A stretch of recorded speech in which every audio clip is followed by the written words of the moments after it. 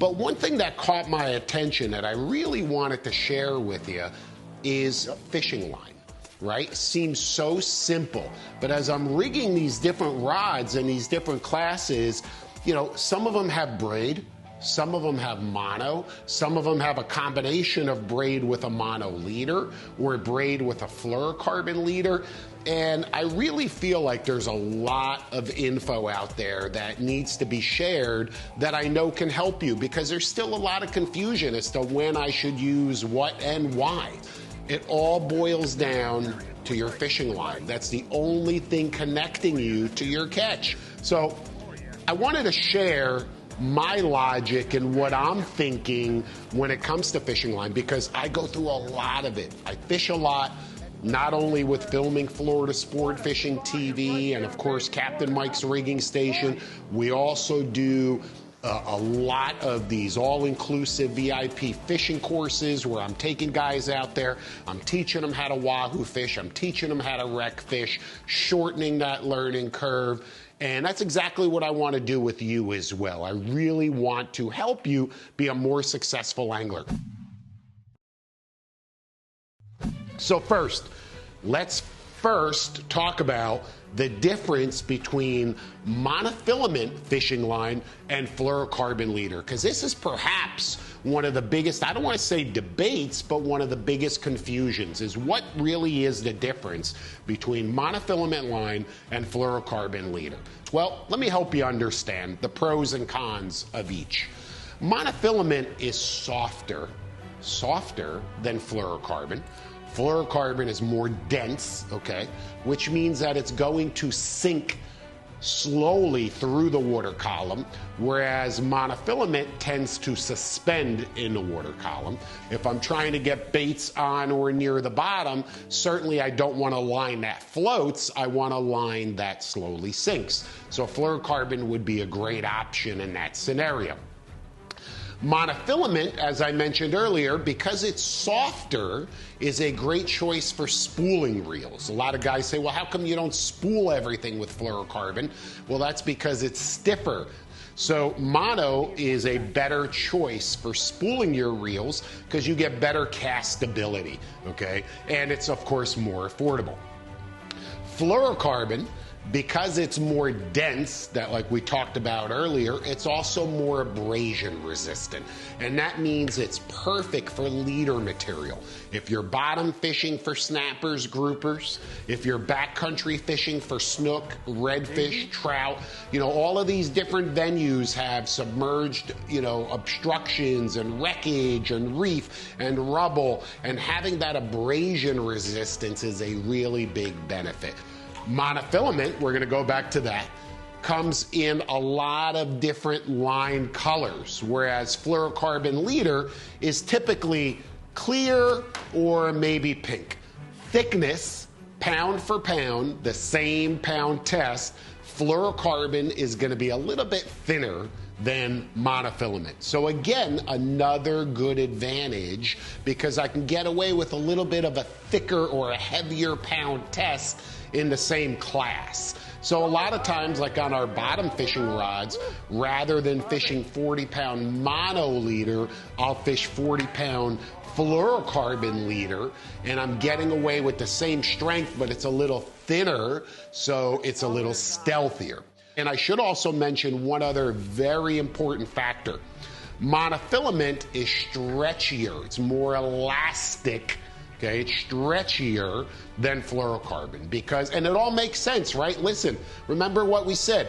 Fluorocarbon is more dense, right? So it's not going to stretch as much as a typical monofilament will stretch, which is another advantage to the mono for spooling your reels, because if you're targeting fish that jump, tarpon, dolphin, sailfish, anything that jumps, you're going to want a monofilament as a running line. But for the leader itself, which may range in length from 6 feet to 50 feet, I'm going to want the fluorocarbon. These are just my light tackle trolling reels. I also use these kite fishing.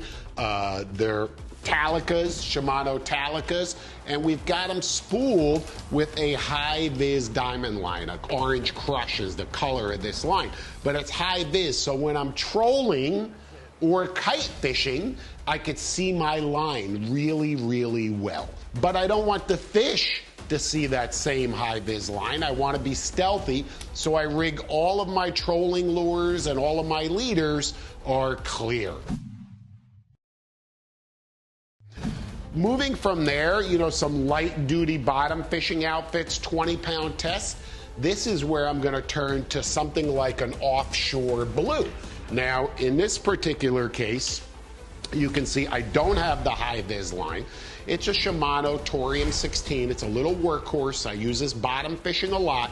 Visibility matters when I'm targeting snapper in clear water on reefs or around wrecks, so I go with a natural color, something that blends into the environment.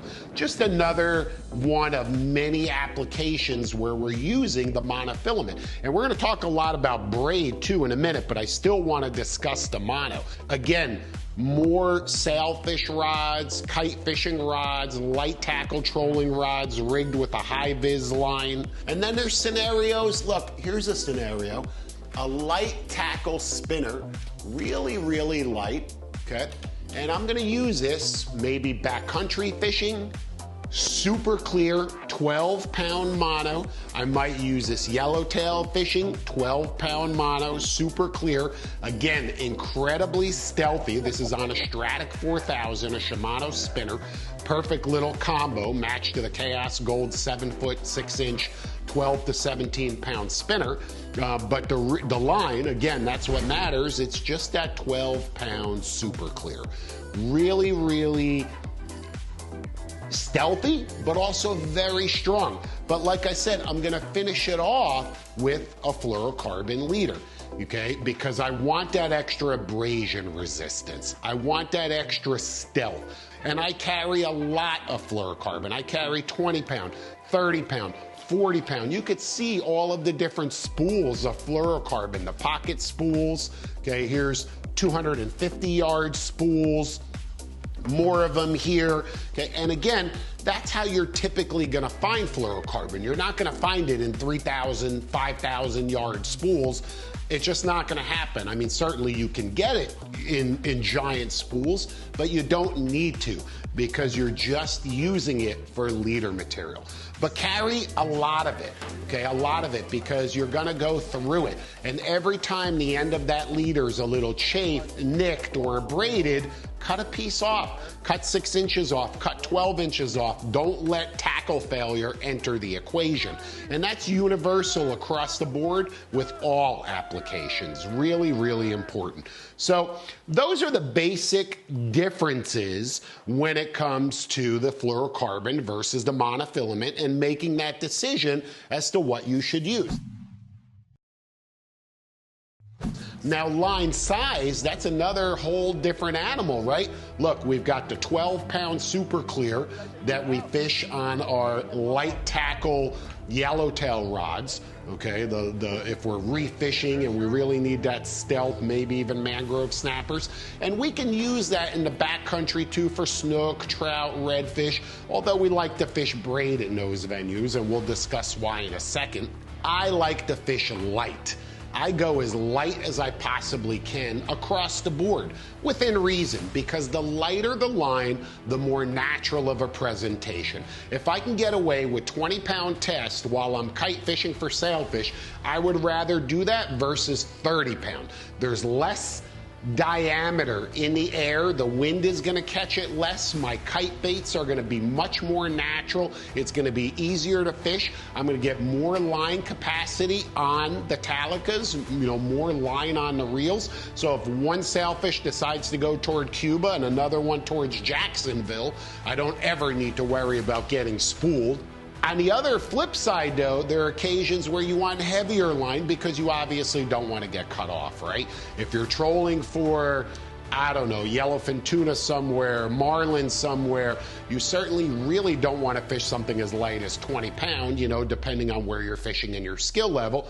We may bump it up to 40, 50, or even 80-pound mono. Again, Really depends on the application. So it's very good to be a well-rounded angler with a lot of different line, but get away with, or try to get away with the lightest line that you can.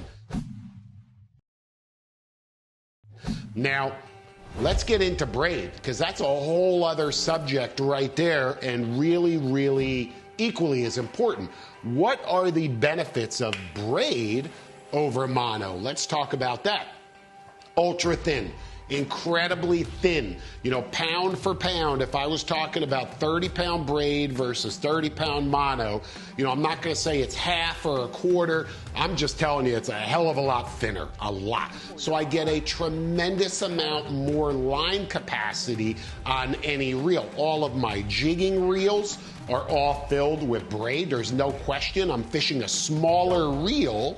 Okay, a smaller reel, may it be a Oshia jigger, you know, there's lots of options when you're jigging. It could be a tiny little Trinidad 14, okay, where I'm just getting hundreds and hundreds and hundreds of yards of braid on this small little compact package. And it's strong braid, 30 pound, 40 pound, depending on the application. Sometimes we go lighter when we're fishing ultra deep water and jigging, you know, for snowy groupers, tile fish, queen snappers. My deep water jigging outfits, my Oshia Jigger 4000s, even though it's a larger reel, and you may think that I would go with heavier line, on the contrary, I go with lighter line. I go from 30 pound to 20 pound. It's much thinner. It's incredibly strong. I get tremendous line capacity, so every time I turn that handle, there's still a lot of line on that reel, and it has the least amount of drag in the water. Now, braid, very little to no stretch. That means it's incredibly sensitive. Inshore venues, if I'm targeting redfish, snook, trout, bonefish like we talked about earlier, I want that sensitivity. I could feel every move that little artificial bait makes. If I'm deep dropping, all of my deep drop rods, my Beastmasters, are loaded with 40-pound diamond braid. Again, ultra sensitive, tremendous line capacity, very, very strong, abrasion resistant, but more importantly, very thin. You can see braid is available in countless colors, and I use different colors for different applications. The latest trend is yard line. It's this diamond braid yard line. Every 50 feet is a different color, but they're only two colors, so they go back and forth. Whatever the combination is, it doesn't matter. What matters is every 50 feet is a different color. Now, why is that important? I'll give you an example. All of my wahoo outfits, and you guys know I'm an avid wahoo fisherman, all of my reels are loaded in that diamond yard line. Okay, so now when I'm setting my spread, I am very, very precise. There's no more guesswork. I am so dialed in, I can tell you right to the foot where that bait is. So I can set multiple lures behind the boat and never have to worry about anything crossing. You know, I could stagger baits exactly where I want them. But on all my wahoo rods, on all my jigging rods, anytime that I'm fishing braid, I never tie directly to the hook, directly to the lure. I'm always adding a fluorocarbon leader.